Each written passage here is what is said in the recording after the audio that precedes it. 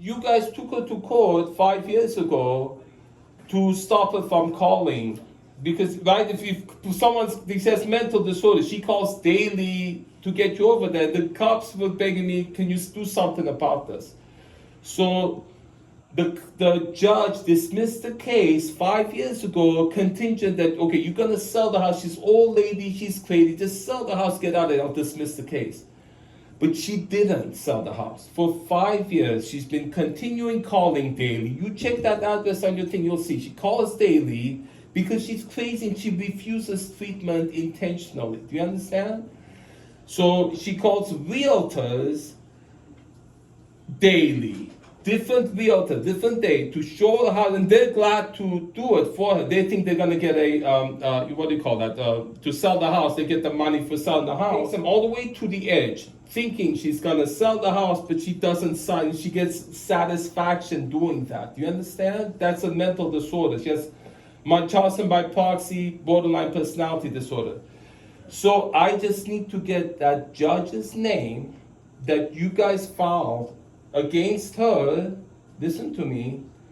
You filed against her for violating, what is that court or that, for calling daily, there's a law that she's violating, calling daily. Contact that judge and tell him that this is what she does, this is mental disorder, she never sold the house, she's still calling daily, she's still calling realtors, showing them houses, because she has untreated mental disorder. Do you live there? Do you live at her house? I visit her when I can. She's been abusing me all my life, and the extended family has been trying to. Who lives there with her? Who lives at the house with her? No one. She's there in that big house by herself. So how does she get her groceries? How does she live? How does she? They deliver to her. Like one generation called the other day, said the driver said she throws the food out into the street, broke a table. I have video of her doing that.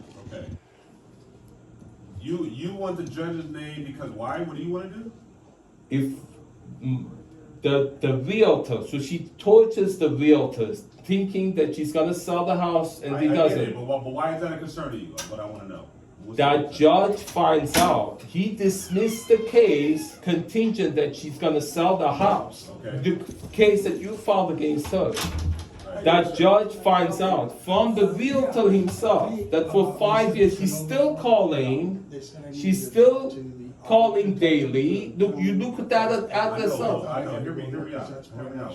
But let's say she's doing that. Who's being victim? No one's being a victim. No. You're the victim first of all because she's calling you. The neighbors. I went over to Van Nuys, looked up her. There's a computer. You put in the name, pulls up all the files. The judge given her and her neighbor mutual restraining order. They're not allowed to talk to each other. The neighbors in that area you gotta see her. I know, but listen. I'm trying to save you some time here. Yeah. What I'm telling you is, there's no judge that's gonna go back 5 years later and say, okay, now I'm gonna hold you for what I ruled on 5 years ago. That's not gonna happen. This is back on Thanksgiving. So if the realtor keeps getting used all the way to the end, then she decides not selling, she's not committing a crime. That's not a crime. Yeah, and. She's just being a nuisance.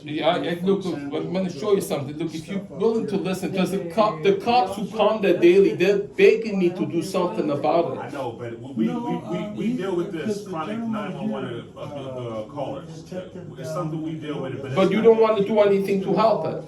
Well, but there's nothing we can do to help it. If she calls 911, we gotta do it. This is what we usually do when this happens. Yeah. When we find out she's a chronic 911 abuser, Yeah. we'll put special notes in the comments. So You do have, you look up that address?